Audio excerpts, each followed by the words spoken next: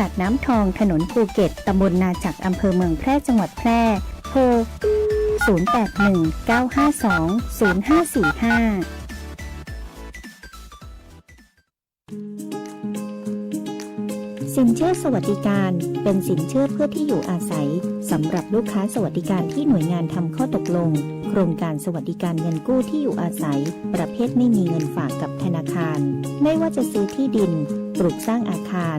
ต่อเติมซ่อมแซมไถ่ถอนจำนองที่ดินซื้ออุปกรณ์สิ่งอำนวยความสะดวกเพื่อประโยชน์ในการอยู่อาศัยหรือจะกู้เพิ่มผ่อนชำระไม่น้อยกว่า3ปีและไม่เกิน40ปีโดยอายุผู้กู้รวมกับระยะเวลาที่ขอกู้ต้องไม่เกิน70ปีอัตราดอกเบี้ยตามเงื่อนไขที่ธนาคารกำหนดสนใจติดต่อได้ที่ธนาคารอาคารสงเคราะห์ใกล้บ้านแอดไลน์ GHB Buddy หรือโทร054-621-490-5ทอส.แพร่พร้อมให้บริการคุณทุกวันนี้มิจฉาชีพมาในหลายรูปแบบทั้งข้อความ SMS อีเมลหรือแม้แต่บนโซเชียลมีเดียอย่าหลงเชื่ออย่าเผลอกดลิงก์ที่น่าสงสัยเด็ดขาดเพราะอาจทำให้คุณสูญเสียทรัพย์สินได้หากไม่แน่ใจหรือมีข้อสงสัยติดต่อแบงก์ชาติโทร1213แบงก์ชาติห่วงใหญ่เตือนภัยการเงินย้ำอีกครั้งแบงก์ชาติโทร1213วิทยุแห่งประเทศไทยจังหวัดแพร่ FM 91 เมกะเฮิรตซ์ให้ความรู้คู่ความสุข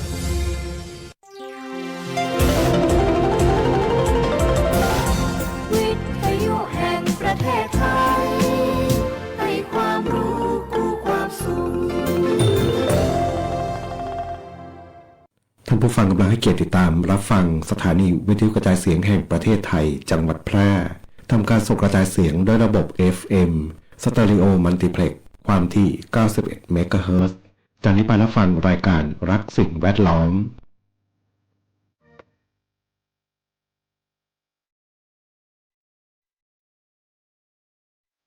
ธรรมชาติสร้างคนมีมาสองมือให้มากับคนเราทุกคนเอาไว้คอยประคองป้องกันไว้ดูแลให้โลกยังคงมีเราทุกคนได้อยู่อาศัยรวมกันมาอยู่กันแสนล้านคนลงมือคนละมือ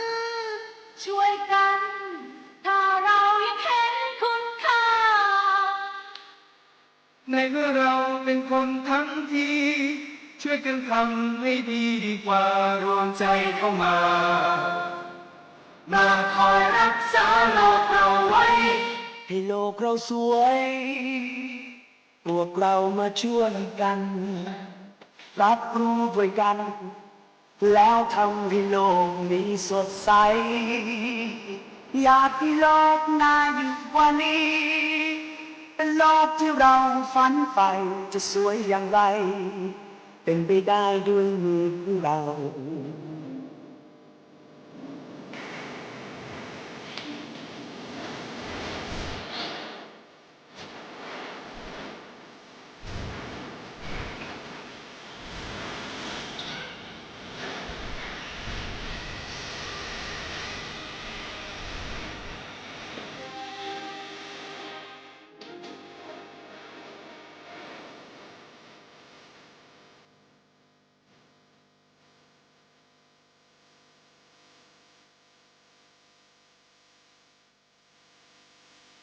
อีกไม่ช้าไม่นานเราเองคงต้องไปแต่มันก็ยังมีโลกใบเก่ายังต้องมีล้านคนก็มาอยู่ที่นี่แทนเราคือเด็กของเราเด็กที่เขาไม่เรียนสายให้โลกเราสวยพวกเรามาช่วยกันรับรู้ด้วยกันแล้วทำให้โลกนี้สดใสอยากให้โลกน่าอยู่กว่านี้เป็นโลกที่เราฝันใฝ่จะสวยอย่างไร เป็นไปได้ด้วยมือของเรา อยู่ที่มือของเราที่จะนำโลกให้เราร้ายอย่างไรอยู่ที่มือของเราที่จะทำโลกให้สดใส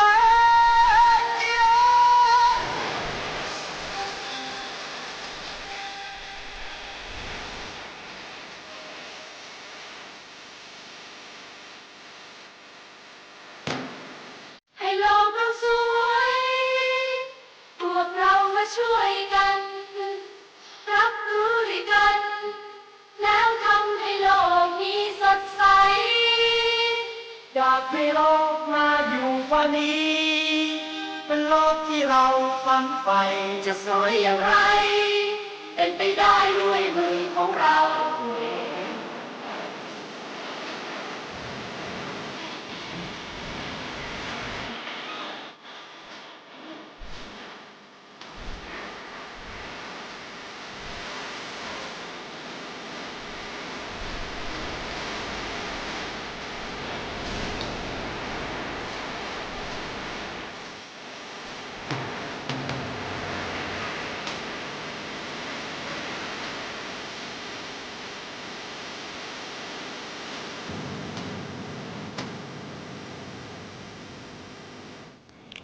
สวัสดีครับคุณผู้ฟังทุกท่านครับพบกับรายการรักสิ่งแวดล้อมทางสวทแพร่ FM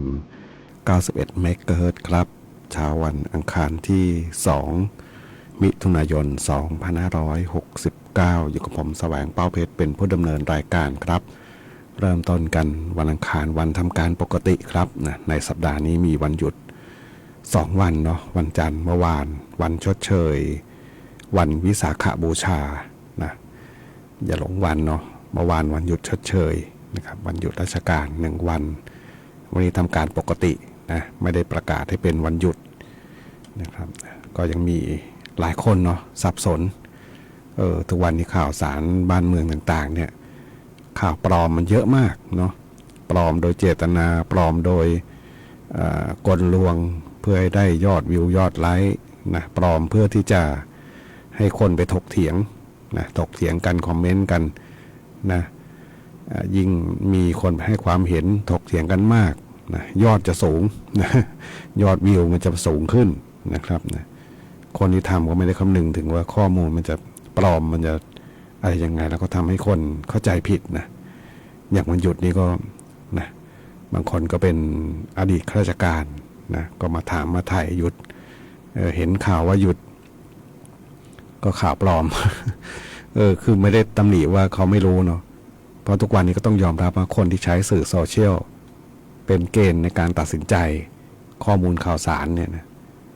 มักจะมีข้อมูลผิดๆปรากฏอยู่นะเยอะมากนะเยอะจนรู้สึกว่าอาศัยแทบไม่ได้แล้ว เอาง่ายๆเรื่องไทยช่วยไทยพลัดเนี่ยนะ60-40เนี่ยนะรัฐช่วย60นะเราจ่ายเอง40ก็มีข้อมูลปลอมนะเหมือนกันมันเป็นการหลอกให้คนเข้าไปกดนะ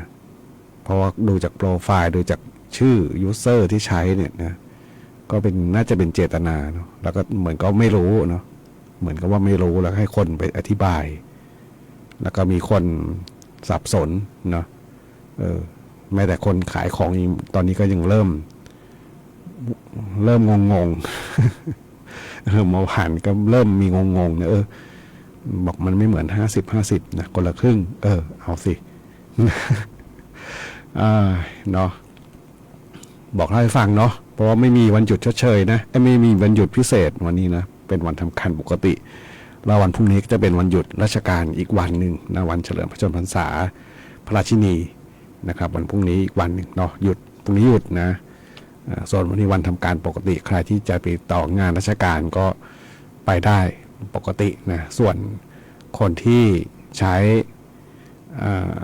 ไทยช่วยไทยพลัดนะครับ60-40รัฐช่วยเรา60นะเราออกเอง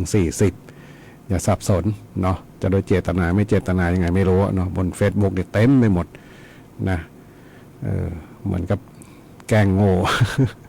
แกล้งโง่คนไปเถียงกันแล้วก็ได้ยอดวิวนะเนาะทางที่หลักวิธีคิดก็ไม่ได้ซับซ้อนอะไรเลยนะครับ วันนี้พบกันเช่นเคยกับช่วงเวลาของรายการรักสิ่งแวดล้อมท่านผู้ฟังที่ติดตามรับฟังอยู่ครับบทเพลงเพื่อชีวิตเหมือนเดิมครับทางโทรศัพท์ 0545235516 ครับแฟนเพจก็พิมพ์คอมเมนต์ไว้ได้ครับกับช่วงเวลาของรายการรักสิ่งแวดล้อมครับ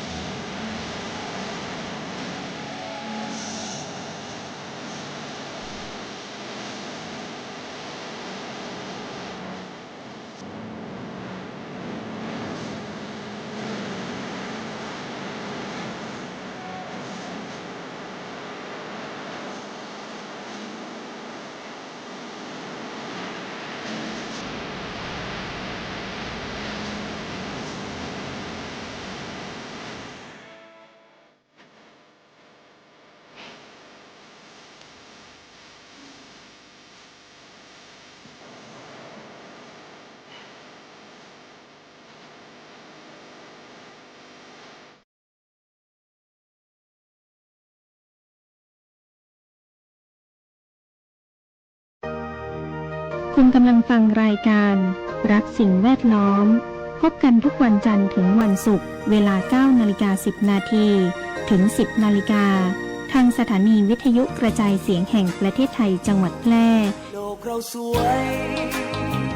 พวกเรามาช่วยกัน รับรู้ด้วยกัน แล้วทำให้โลกนี้สดใส อยากให้โลกน่าอยู่กว่านี้ เป็นโลกที่เราฝันใฝ่จะสวยอย่างไร เป็นไปได้ด้วยมือของเรา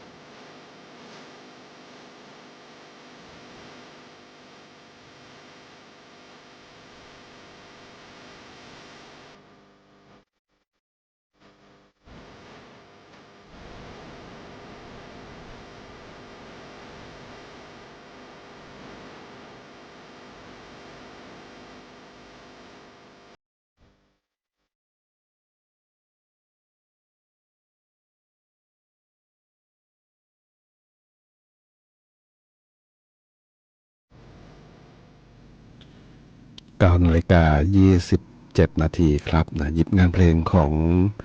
คุณเจรี่เมฆวัฒนาครับนะเข้ากับยุคปัจจุบันเนาะเป็นบทเพลงเก่าๆนะยุคนั้นก็ว่าวุ่นวายนะยุ่งหมายถึงว่าสังคมเมืองเนาะสังคมที่ถ้าวิถีชนบทไปอยู่เนี่ยนะเราคนที่อยู่ตามชนบทไปอยู่นะจะเป็นความแปลกแยกความผิดปกติของชีวิตเราเลยนะเพราะสังคมของวิถีชนบทนี่คือสังคมที่เป็นสังคมชุมชนคนรู้จักมักคุ้นกันมากนะครับจะเอาใจใส่ในวิถีชีวิตของคนข้างบ้านเยอะนะเป็นอย่างนั้นจริงๆเนาะในอดีตนะครับนะเอาใจใส่ไม่ใช่มันก็มีทั้งข้อดีและข้อเสียเนาะข้อดีคือได้คุ้นเคยได้สังคมนะได้รู้จักมักคุ้นกันเนาะลูกคนนั้นบ้านคนนี้นะคนนี้คนนั้นนะลูกคนบ้านนี้ไปเกย์เมื่อไหร่แล้วก็ถูกฟ้องก็นะแล้วก็นะพ่อแม่ก็จะเชื่อ ปัจจุบันนี้อาจจะไม่เชื่อแล้วเนาะลูกคนดีหมดเนาะนะครับแต่จะเป็นสังคมเมืองนะร้านติดกันบางทียังไม่คุยกันเลยนะยิ่งปัจจุบันนี้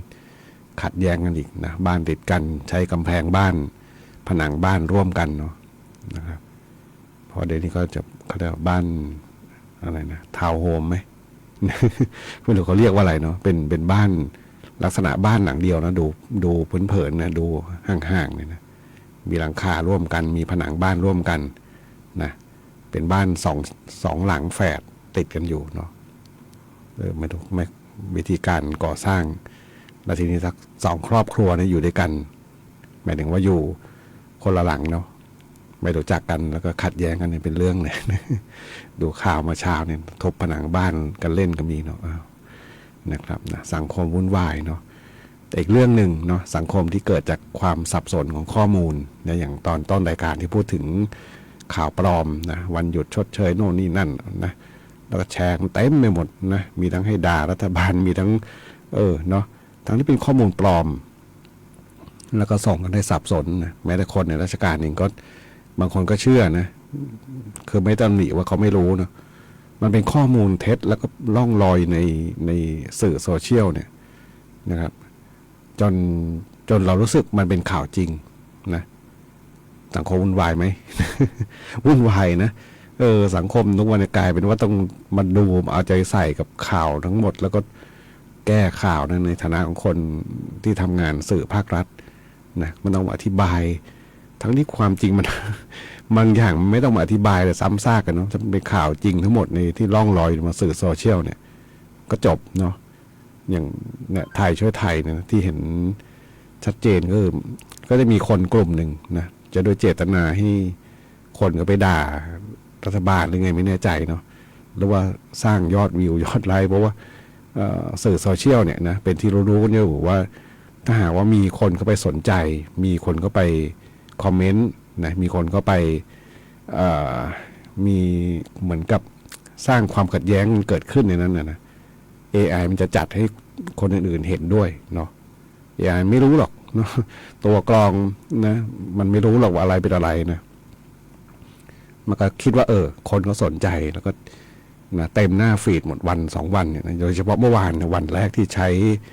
ไทยช่วยไทยเนี่ยนะเต็มหน้าฟีดเลย ไอ้เรื่องเงินเติมเข้าไปเท่าไหร่ใช้เท่าไหร่เงินของเราเท่านั้นเงินเท่านี้โอ้วุ่นวายหมด นะครับนะไทยช่วยไทยพลัสเนี่ยนะครับนะเติมในวันนี้วันที่2แล้วเนาะนะครับนะเดือนหนึ่งนะรัฐเขาช่วย 1,000 เราเติมเท่าไหร่นะถ้าเราใช้เต็มจำนวนก็คือเติมไป667 บาทซื้อของได้เท่าไหร่ซื้อของได้ 1,667 สมมุติว่าภายใน1เดือนเนี่ยนะถ้าเราจะเก็บเงินไว้ซื้อของจำนวน 1,000 กว่าบาทเนี่ยนะ 1,667 บาทเนี่ยนะก็ต้องเติมเงินเข้าไป667นะรัฐช่วยละ1,000นะครับเป็นอย่างเงี้ยเนาะง่ายๆหลักการคิดใช้ได้4เดือนเนาะหมายถึงว่าใช้ได้มิถุนากรกฎาสิงหากันยานะครับนะเดือนละรัฐช่วยมาเดือนละ1,000นะครับ4เดือนเนี้ย นะใช้หมดไม่หมดไม่รู้เนาะนะถ้าใครจะเก็บไว้ใช้เป็นก้อนก็ตามใจเนาะ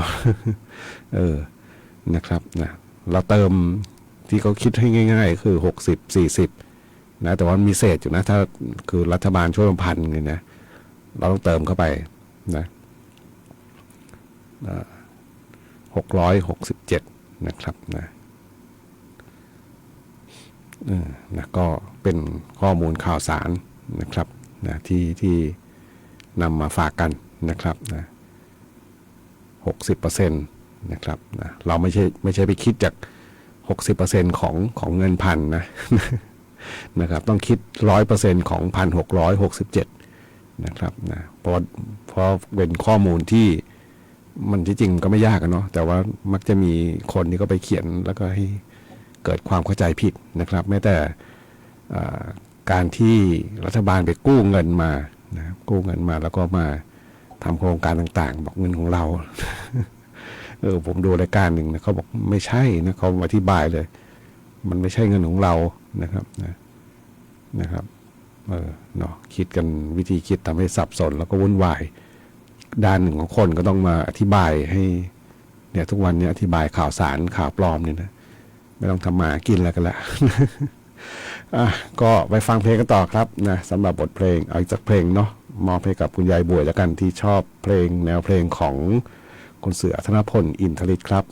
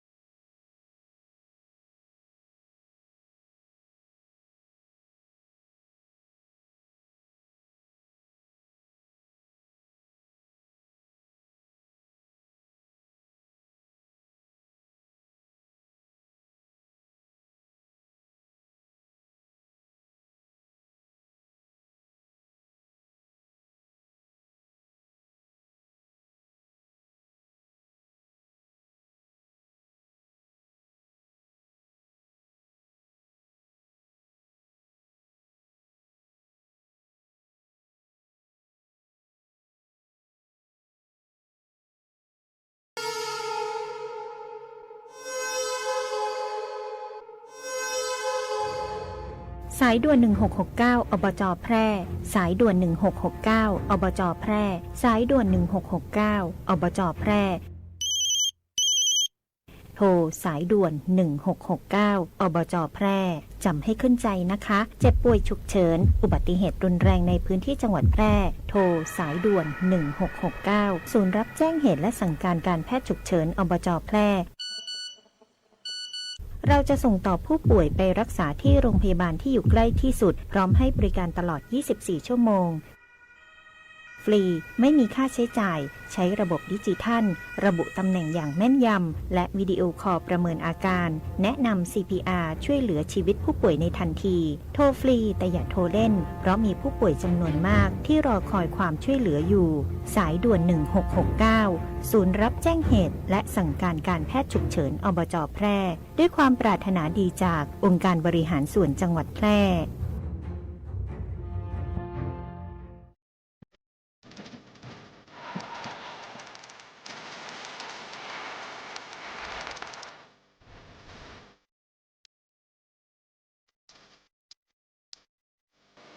เก้ายางแก่สุดโทรมเสียหายคือผลผลิตน้อย การยางแห่งประเทศไทยสนับสนุนปลูกแตนด้วยยางพันธุ์ดีไร่ละ 20,000 บาท และปลูกแตนด้วยพืชอื่นไร่ละ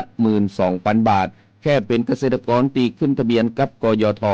มีส่วนบนพื้นที่ดินถูกกฎหมายเก้ายางอายุเกิน 25 ปียื่นกำขอได้ตามสิทธิ์เลือกรูปแบบปลูกแตนทั้งปลูกยางพันธุ์ดีไม่ยืนต้นเศรษฐกิจหรือสวนยางยั่งยืนมีเงินทุนพร้อมช่วยเหลือติดต่อได้ที่054-069-605 การยางแห่งประเทศไทยจังหวัดแพร่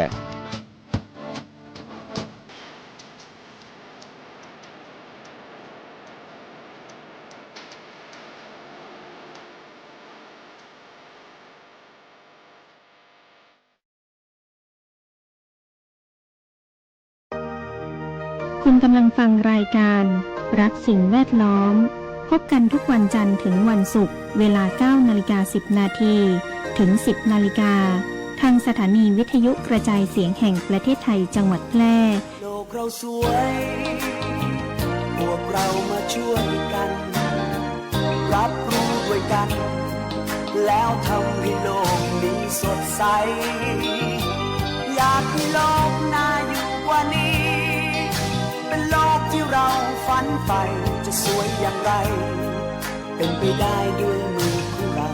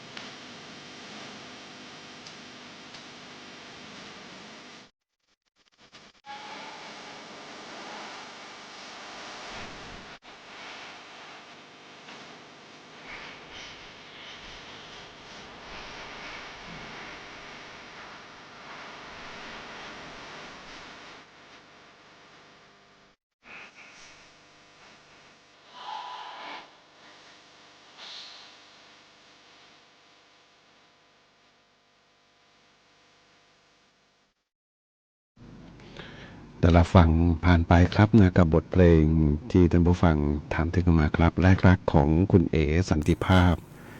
ส่งมอบเป็นความสุขสำหรับท่านผู้ฟังที่ติดตามรับฟังรายการรักสิ่งแวดล้อมทางสวทแพร่ FM 91 เมกะเฮิรตซ์ครับนะซึ่งคุณผู้ฟังนั้นสามารถที่จะรับฟังได้ทุกวันจันทร์จนถึงวันศุกร์ครับหลังจากรับฟังข่าว 9 นาฬิกาถึงเวลา 10 นาฬิกานะครับมีเพลงเพื่อชีวิตมาเปิดให้กับท่านผู้ฟังรับฟังกันเป็นความสุขกันในช่วงเช้าๆของการทำงานครับนะวันนี้วันทำงานปกติเนาะมาสักครู่เหมือนโซเชียลมันก็รับรู้เลยเนาะคุยอะไรนี้มันหามาให้อีกแล้ว เรื่องวันหยุดนี่แหละนะก็ยังมีลอยๆกันอยู่บนโซเชียลเหมือนกันนะหยุดชดเชยหยุดอะไรไม่รู้นะไม่มีนะวันนี้ไม่ได้หยุดนะทำงานปกตินะครับนะชดเชยเฉพาะวันหยุดที่ไปตรงวันหยุดนะครับนะกรณีพิเศษไม่มีนะตอนนี้เนาะนะครับก็ทำความเข้าใจเนาะเพราะว่ายังมีข้อมูลที่บางทีก็เกิดความสับสนให้กับคนที่ต้องทั้งผู้ปฏิบัติทั้งคนที่อาจจะไปติดต่องานราชการด้วยนะครับนะเมื่อวานเนาะพอดีนั่งดูบางจริงๆมีภารกิจเยอะนะวันไหนอยู่บ้านนี่นะภารกิจเยอะไปหมดเนาะวุ่นวายเลยแหละเนาะนะครับนะก็ต้องเตรียมนะเตรียมไว้ช่วงที่เขาเลิกจ้างเรานะครับก็ต้องมีงานให้ทำไปแก้เบื่อเนาะนะครับนะเมื่อวานนี้ก็หญ้าเยอะเต็มไปหมดเนาะกลัวเสือจะเข้ามา ตัดหญ้าเนาะยุงก็เยอะหญ้าก็งามเนาะต้นไม้ปลูกไม่ค่อยงามนะพวกเครือเถาไม้ต่างๆโอ้เนาะรกมากเนาะมีโอกาสบางเวลาก็มาเช็คข้อมูลเนาะเพราะว่าทำสื่อโซเชียลเดี๋ยวก็จะต้องมาเช็คข้อมูลบางอย่างแล้วนะช่วงวันอาทิตย์เนาะวันอาทิตย์วันเสาร์นะวันเสาร์เข้าเวรอยู่นะครับวันเสาร์นะครับเข้าเวรก็ดูข้อมูลนะครับนะดูข้อมูลที่ปรากฏอยู่นะครับนะมันจะมีคือเป็นคนที่ชอบดูลักษณะของรถท่องเที่ยวตามธรรมชาตินะนักเลงรถภาคเหนือนี่ผมก็อยู่ในกลุ่มนั้น ไม่ได้เป็นนักเลงรถนะแต่ว่าชอบดูเขารีวิวถนนหนทางต่างๆแล้วก็สอนวิธีการขับขี่รถบนภูเขาทั้งหลายเนี่ยนะมันก็เป็นความรู้ด้วยนะเพราะว่าบางทีเราไม่เคยได้ไปใช้ชีวิตแบบนั้นนะครับก็ต้องอาศัยคนเหล่านี้เขาก็เหมือนสอนเราด้วยเนาะเราก็จดจำนะวิธีการต่างๆก็จะชอบดูเนาะแล้วเมื่อวานซืนนะก็ได้ดูจริงๆดูก่อนมาครั้งหนึ่งนะหมายถึงดูที่เขารีวิวรถนะรถยี่ห้อหนึ่งแล้วไปลุยบ่ออะไรไม่รู้นะตอนนั้นก็ยังไม่รู้ว่ามันมีอะไรเกิดขึ้นเนาะพอมาอีกวันหนึ่งเนี่ยนะกระแสโซเชียลก็เกิดความวิพากษ์วิจารณ์กันเนาะนะเรื่องของไอ้เจ้ารถที่ไปลุยนี่แหละนะรถ 4wheel นี่แหละเนาะเขาบอกเป็นหลุมระเบิดที่เกิดขึ้นในสงครามโลกครั้งที่2เนาะแล้วก็ตรงจุดที่ลงไปเนี่ยมันเป็นในเขตอุทยานไหมน่าจะอุทยานเนาะเขาแหลมน่าจะใช่นะครับนะดูข้อมูลเมื่อวานนะครับนะก็มันเป็นรถไฟสถานีนิเทศนะครับนะสถานีนิเทศเป็นทางรถไฟสายมรณะสังขละบุรีกาญจนบุรีนะครับนะคือมันเป็นสมัยของเก่าเนาะสมัยโบราณแล้วก็เป็นที่ดินว่ากันว่าเป็นลักษณะของถ้าหากว่าเขื่อนปล่อยน้ำลงมามากบางครั้งก็จะท่วมเนาะแต่โดยส่วนใหญ่ก็ไม่ท่วมแล้วก็เป็นที่ดินที่มีเส้นทางที่เป็นไม่ใช่ถนนนะเนาะแต่ว่ารถไปวิ่งได้นะหมายถึงว่ารถลักษณะขับขี่ได้นะครับนะแล้วก็จะมีรถที่ไปรีวิวนะไปวิ่งลงไปในบ่อที่เป็นหลุมระเบิดเก่าเนาะลืมลำไปหมดนะเละเทะเลยล่ะ รถ 4wheel เวลาไปวิ่งก็เละเนาะยิ่งวิ่งแล้วก็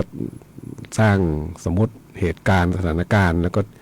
ใช้รถแบบนั้นนะครับก็ทำให้ที่ดินถนนที่เขาแทนจะ สัญจรจริงๆจังในชีวิตกับมันกับเละเทะไปหมดเนาะก็เลยกลายเป็นประเด็นขึ้นมานะไปทำลายสภาพเดิมๆเขาหมดเลยนะก็เป็นประเด็นแล้วก็มีดูเหมือนจะมีความผิดเนาะอันนี้เป็นสิ่งหนึ่งที่บางทีบางครั้งนะผมดูหลายๆครั้งนะเวลาเขารีวิวรถพวกขับเคลื่อน4 ล้อแล้วไปลุยป่าเนี่ยนะบางทีก็มีคำคือวิถีชีวิตของคนที่เขาใช้งานจริงๆเนี่ยเขาไม่ได้ทำให้มันเละอย่างนั้นเนาะแล้วเขาใช้ชีวิตได้แต่ว่าส่วนหนึ่งของคนที่เข้าไปก็ได้มีบางส่วนเนาะที่เข้าไปแล้วทำลายสิ่งแวดล้อมทำลายสภาพเดิมๆนะที่ดีเขาก็มีนะไม่มีแต่บางส่วนเนี่ยเวลาเขาเข้าไปนะเราก็มักจะห้ามนะหลายๆครั้งนะมีเงื่อนไขมีข้อห้ามนะห้ามเข้าไปนะครับแต่ก็จะมีบางคนเขาเลี่ยงบอกอะไรว่าของไม่บริจาคนะก็อันนี้ก็เมื่อวานก็ได้ดูเนาะเนี่ยไปทำลายสิ่งแวดล้อมไปทำลายสภาพเดิมๆของเขานะครับนะเขาบอกอย่าไปหาทำนะนะก็เล่าให้ฟังเนาะเพราะว่าข่าวสารต่างๆที่เกิดขึ้นแล้วก็ทำให้บางทีบางครั้งนะไปทำลายสิ่งเหล่านั้นเนี่ยนะร่องรอยต่างๆนะที่เขาได้เป็นประวัติศาสตร์เดิมๆเนี่ยมันก็จะหายไปนะครับก็เล่าสู่กันฟังนะกับช่วงเวลาของรายการรักสิ่งแวดล้อมทางสวทแพร่ FM 91 เมกะเฮิรตซ์ครับ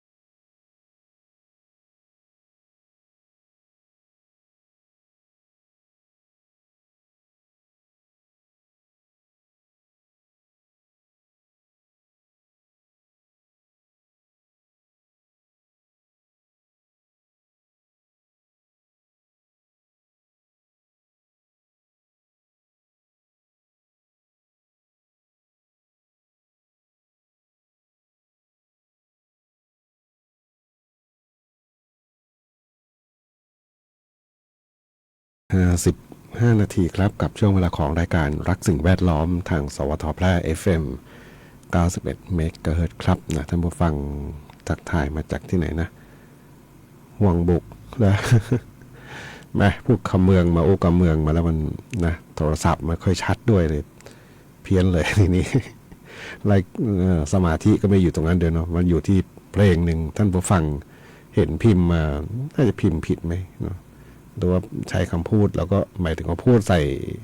สมาร์ทโฟนแล้วพิมพ์ไม่ผิดเนาะเพลงอะไรเนี่ยน่าจะน้ำตาหอยทากของน้าหมูไหมเนาะเดี๋ยวจัดให้ฟังเนาะพอดีก็กำลังแปลความ แล้วก็โทรศัพท์มาแหมโอ้กับเมืองมาสะม่วนเลยฟังแล้วโทรศัพท์แล้วมันก็เลยห่วงบุกใช่ไหมควงบุก ขอบคุณครั้งหนึ่งนะติดตามรับฟังแล้วก็มีโอกาสบอกเล่าเรื่องราวต่างๆเข้ามานะสำหรับบทเพลงเพื่อชีวิตในช่วงเวลาของรายการรักสิ่งแวดล้อมมาดูพยากรณ์อากาศนะเช้านี้ถึงเช้าวันพรุ่งนี้นะภาคเหนือฝนฟ้าคะนอง40%ของพื้นที่มีฝนตกหนักบางแห่งบริเวณจังหวัดตากและกำแพงเพชรครับนะฝนลดลงเนาะอุณหภูมิสูงสุดอยู่ที่ 35-37 องศาเซนเซียสครับเป็นพยากรณ์อากาศเช้านี้ถึงเช้าวันพรุ่งนี้ครับวันนี้รายการทักสิ่งแวดล้อมทางสวทแพร่ FM 91 เมกะเฮิรตซ์คงต้องนำรายการท่านผู้ฟังก่อนพบกันใหม่ในวันพรุ่งนี้ขอความสุขความโชคดีจะมีแต่คนผู้ฟังทุกท่านสวัสดีครับ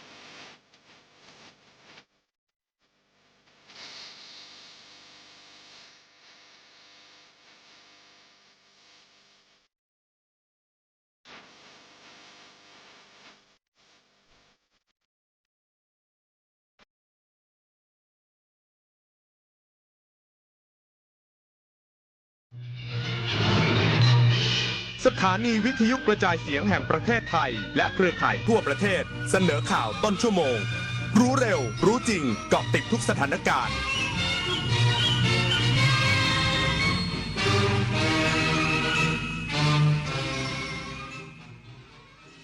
รับฟังข่าวต้นชั่วโมง 10 นาฬิกากับชลธร จัญญาครับ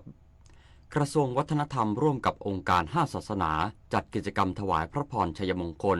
เนื่องในโอกาสพระราชพิธีมหามงคลเฉลิมพระชนมพรรษา4 รอบสมเด็จพระนางเจ้าพระบรมราชินี3 มิถุนายน 2569 อีกสักครู่กลับมาติดตามรายละเอียดครับ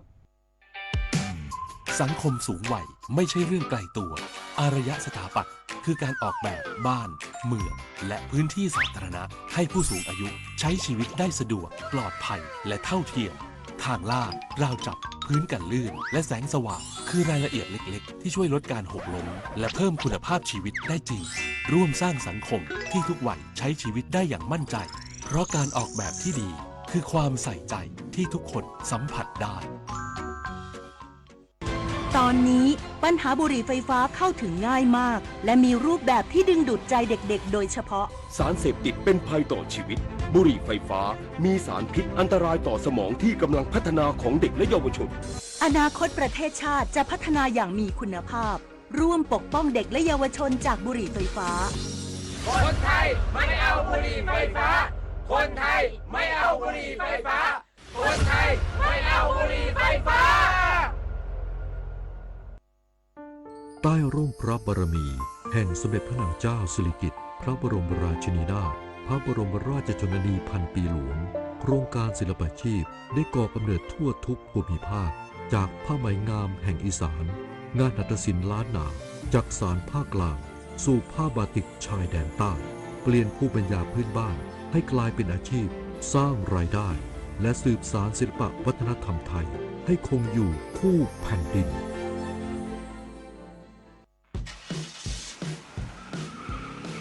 เพื่อนจะรีบไปไหนสตาร์ทรถทิ้งไว้ก่อนเดี๋ยวขึ้นไปเอาของบนออฟฟิศแป๊บนึงหยุดเลยสตาร์ทรถทิ้งไว้เปลืองน้ำมันนะแค่ไม่กี่นาทีเองพลังงานไม่หมดโลกมั้ง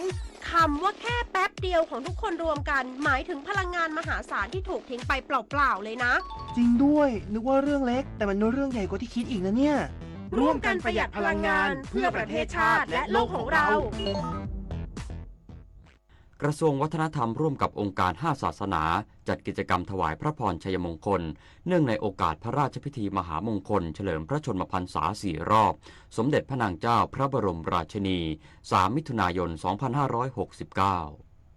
นายชัยพรสุขเอี่ยมอธิบดีกรมการศาสนากล่าวว่าเนื่องในโอกาสพระราชพิธีมหามงคลเฉลิมพระชนมพรรษาสมเด็จพระนางเจ้าพระบรมราชินี3 มิถุนายน 2569 กรมการศาสนาร่วมกับวัดและเครือข่ายธรรมพระพุทธศาสนา